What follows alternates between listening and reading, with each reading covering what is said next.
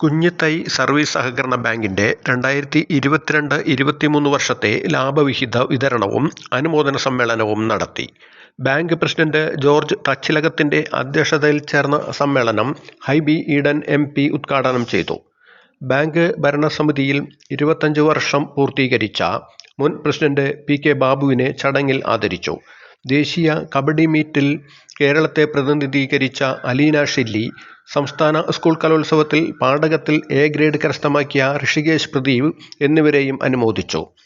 Director board അംഗങ്ങളായ Lenin Kaladharan, PD Salim, Melvin Rocha, Indiradevi teacher, Saritha teacher, Jyothi Rajesh, secretary in charge Anil Elias, ജീവനക്കാരായ സിനി മുരളി, ബബിത ശ്രീഹരി, ഉൾനാടൻ മത്സ്യത്തൊഴിലാളി സംഘം പ്രസിഡന്റ് KV സജി എന്നിവർ ആശംസകൾ നേർന്നു.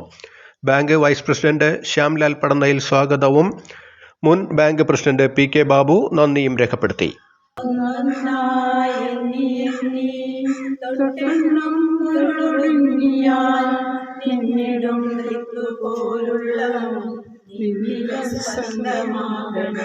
ഏകദേശം 93 വർഷത്തോളമായി കുഞ്ഞിത്തൈ സർവീസ് സഹകരണ ബാങ്ക് പ്രവർത്തനം ആരംഭിച്ചിട്ട് ചെറിയൊരു ബിൽഡിങ്ങിൽ നിന്നും ഈ കാണുന്ന ഇരുനില കെട്ടിടത്തിലേക്ക് ബാങ്കിനെ എത്തിക്കാൻ ബാങ്കിന്റെ പ്രസിഡന്റുമാരായിട്ടുള്ള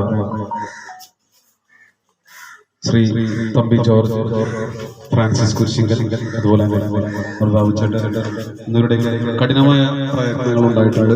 കാര്യങ്ങളിലും വളരെ ശ്രദ്ധ ചെലുത്തിയതിന്റെ ഫലമായിട്ടാണ് നമ്മൾ തുടർച്ചയായി ബാങ്ക് ലാഭത്തിലേക്ക് പോയിക്കൊണ്ടിരിക്കുന്നത്.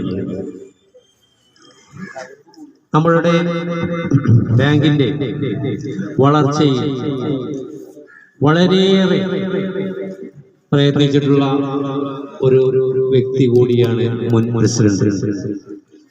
അദ്ദേഹത്തിന്റെ കാലഘട്ടങ്ങളിൽ ഒരു സഹകരണ സംഘം മാത്രമായിരുന്ന ഈ ബാങ്കിനെ ഒരു ബാങ്കാക്കി ഉയർത്തിയത് മുൻ പ്രസിഡന്റിന്റെ ആത്മാർത്ഥമായ പരിശ്രമം മൂലമാണ്. അതുപോലെ തന്നെ പല കാര്യങ്ങളിൽ ഞാൻ 5 വർഷക്കാലം അദ്ദേഹത്തിന്റെ കൂടെ പ്രവർത്തിച്ചിട്ടുണ്ട്.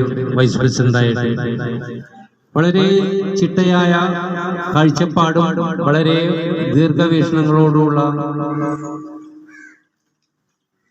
കാഴ്ചപ്പാടും അദ്ദേഹത്തിൽ വളരെ പ്രകടമായിരുന്നു. ഗ്രാമീണ മേഖലയിൽ സാധാരണക്കാരെ ആശ്രയിക്കുന്ന ഒരു ബാങ്കാണ്. കൂടുതൽ കോംപ്ലിക്കേഷൻസ് ഒന്നും ഇല്ലാതെ മക്കളുടെ വിവാഹം നടത്താനും അതുപോലെ തന്നെ അടിയന്തര ചികിത്സ ക്രമീകരണങ്ങൾ നടത്താനും ഒരു പേഴ്സണൽ ലോൺ എടുക്കാനും എല്ലാം നമ്മൾ ഷെഡ്യൂൾഡ് ബാങ്കുകളും പ്രൈവറ്റ് ബാങ്കുകളിലേക്കും നാഷണലൈസ്ഡ് ബാങ്കുകളിലേക്കും പോകുന്നതിനേക്കാൾ എളുപ്പം. അതുകൊണ്ടാണ് കേരളത്തിലെ ചരിത്രത്തിൽ തന്നെ നോട്ട് നിരോധനം ഉണ്ടായപ്പോൾ, ഡിമോണിറ്റൈസേഷൻ ഉണ്ടായപ്പോൾ ഏറ്റവും വലിയ പ്രതിസന്ധി നേരിടാൻ പോയ സർവീസ് സഹകരണ ബാങ്കുകൾ. ആ ബാങ്കുകൾക്ക് വേണ്ടി കേരളത്തിലെ ഗവൺമെന്റും പ്രതിപക്ഷവും ഒരുമിച്ച് തിരുവനന്തപുരം റിസർവ് ബാങ്കിന്റെ മുൻപിൽ സമരം ചെയ്തു. രണ്ടു കൂട്ടരും സമരം ചെയ്തത് സഹകരണ ബാങ്കുകളെ സംരക്ഷിക്കണമെന്ന്. നോട്ട് നിരോധനത്തിൽ അവരെ അത് പ്രതികൂലമായി ബാധിക്കരുത് എന്നുള്ള ഒരു കൃത്യമായ നിലപാടിന്റെ അടിസ്ഥാനത്തിലാണ്. അങ്ങനെയുള്ള സർവീസ് സഹകരണ ബാങ്കുകൾ കേരളത്തിലെ ബാങ്കുകൾ ഇന്ത്യയിലെ മറ്റ് സംസ്ഥാനങ്ങൾക്ക് വലിയ മാതൃകയാണ്.